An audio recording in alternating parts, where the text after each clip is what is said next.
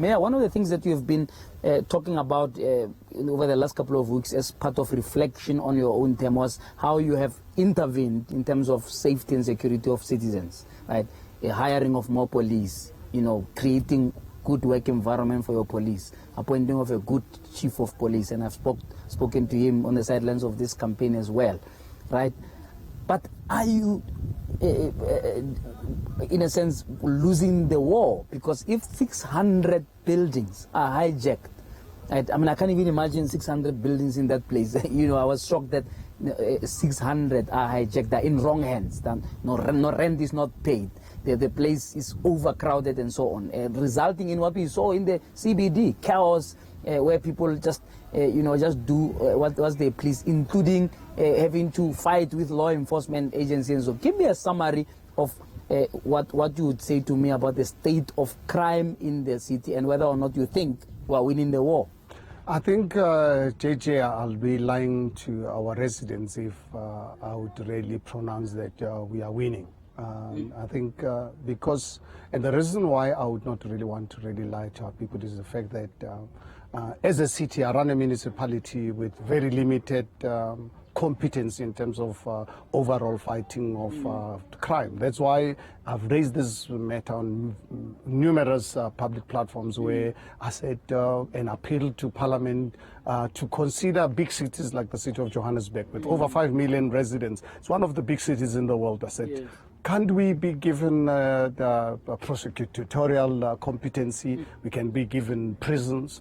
So that some of the cases we can deal with them like all the big cities in the world where they can prosecute, they can put people behind bars. Right now, unfortunately, JJ, in the city of Johannesburg, if I catch you on drunken driving, it's just a simple matter. It's simple, but it's a serious crime. Yeah. Unfortunately, what happens, JMPD, we arrest you, we hand the person over to SAPS. What happens, unfortunately, we arrest, but I can tell you our prosecution rate is less than 10%. Overall, all areas of criminality in the city of Johannesburg, prosecution rate is less than 10%. Yeah. So how can I then say I'm winning? But unfortunately, buildings, surely those are under your ambit. In other words, if people have hijacked a building, you can go there and evict them from the building. Yeah, well, it's not as simple as that, JJ. Firstly, you must understand this did not happen during our term. When I took over, that is why on the 1st of December, already 2016, I raised the alarm for the first time to say to the people of Johannesburg, to say we are sitting with a time bomb, but at the same time, let's use it as an opportunity. Take the properties back. Let's offer them to the private sector to build affordable accommodation for our people. But we arrest these people who hijack us, but I cannot really prosecute. We arrest, then unfortunately I have to really give over to national government to ensure that these people are prosecuted. I mean, I've been personally to some of the cases in court where as a city we oppose bail for some of these hijackers. I'll go and appear in court myself to really demonstrate to our criminal justice system, particularly our judiciary, to say, please work with us as a city. But do you have cooperation from the intelligence? Because there seems to be an issue there about the intelligence being half asleep. Yeah, well, unfortunately, JJ, this is not the competency of a municipality. We rely on national government to provide this kind of assistance, including for us to really be able to go and raid a property. Are you aware that we need national government, the permission to go and to raid? No, we can't as JMPD. We are aware that there's a particular criminal activity happening in a particular building. For us to we need to really make sure that SAPS allows us and they accompany us to this. So that shows our constitutional framework that unfortunately the first CODESA, the politicians negotiated a good deal for themselves, so without actually taking into considerations the impact to society. That's why it is important for civil society to really look at our current framework and structures. I wanted to come to that to say, what is your own assessment of the intergovernmental relations? You've been on record fighting with MAC for Human Settlements, for example, over Alexandra, fighting with national government. The president had to go to Alexandra, after he understood that you were running away from Alexandra, you didn't go there, etc. What was the story about? I mean, it looked so ugly, right, in terms of the spat that was going on between local government, national, over Alexandra in particular, where we were told or often that money has been stolen.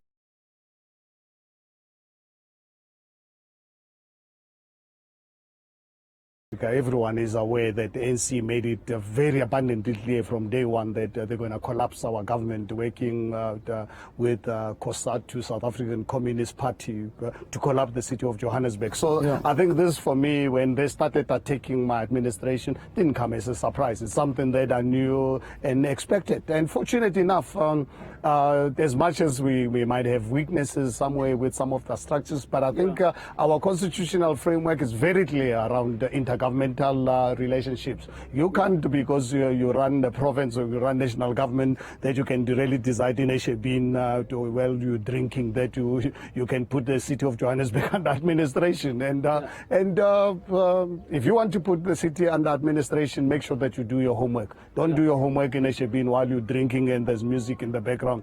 So, and we respect intergovernmental relationship.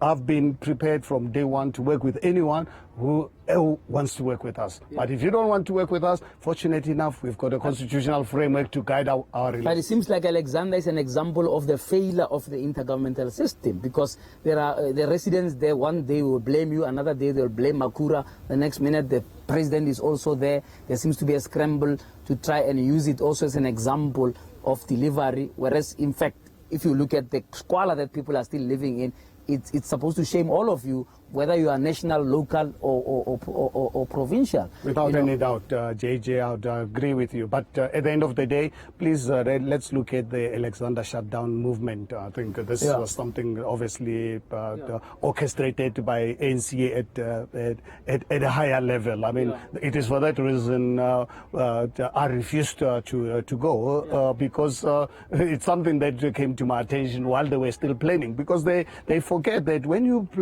plan nefarious the issues behind closed doors, there are people within it. So I knew about this, and I think because I knew it was an NC-driven project prior to the elections to discredit our administration. One thing that they forgot to understand, because obviously while you're planning these things, while you are drinking, there's music in the background, you don't really think properly to really think of really Alexander situation was not really created 3 years ago. We know and remember very well when the Alexandra renewal project was conceived, long before I could even personally think that I would really come into public office. During the days of President Thabo Mbeki, endorsed by Parliament, and the project was launched in a big way. You remember in June 2016, before the elections, the ANC structures in Johannesburg, working with the mayor and the premier, had that big function in Alexandra, signing an MOU, promising people of Alexandra the renewal of Alexandra. So all of a sudden, 2 years later, they want to really blame our new multi-party government for all the ills. You know what?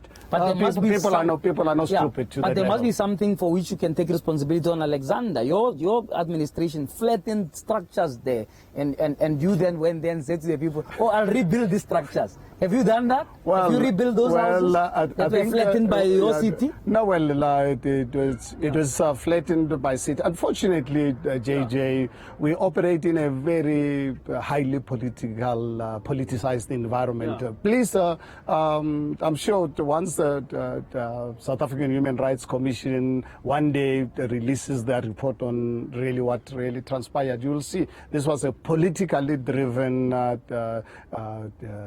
exercise by ANC councillors and serious. I mean, but your city manager was the one who was supposed to sign off if people are going to have their homes destroyed. I mean, what's that got to do with politics? I think let's wait for an independent body to really do to pronounce on the matter. Pronounce on the matter, because you know, for me, I would really say something. But fortunately enough, I think we've got independent bodies that that we, as a city of Johannesburg, under my leadership, we welcome any investigation behind all these ills that have happened in our city. Finally, Ari Sebetseng, do you think that it has achieved its purpose? A lot of people saying, well, this may just be a PR exercise, you know, it's not going to have much impact. Can you sum up the impact in your view about Ari Sebetseng as a campaign as we close the discussion today? I think for anybody to think that the cleaning of our neighborhoods is a PR exercise, that person must be living in another world, because environmental awareness is an international phenomenon. It's not something that is only practiced here in the city of Johannesburg. It's an international practice if you look at all successful nations in the world. And that's why when I took over, I learned from, I took the experiences of Rwanda, Kigali, send a team out there to go and really learn this best practice. You can go anywhere in the world where nations have succeeded. People succeed when communities actually take ownership. Has it had an impact in your view?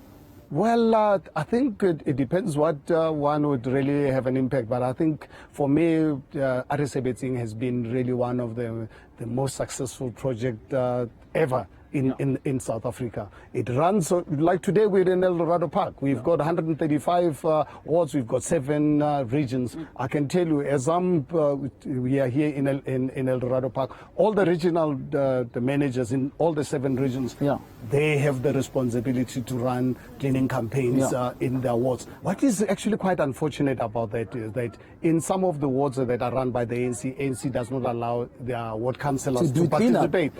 Something that I find really very strange, when actually they're supposed to be connecting with the residents. As you've experienced, Ari Sebetseng, this is not about political parties. Absolutely. It's about cleaning our neighborhood. It's about mobilizing communities, about social cohesion, about getting the communities not just really clean. We making sure that we repair the street lights, we repair potholes, we plant trees, we create sporting areas for our kids. So I cannot understand in the life of me as to why the ANC will not allow their ward councillors to participate in such an important national project. Your last message to the people of Johannesburg as you about to hand over the mayoral chain.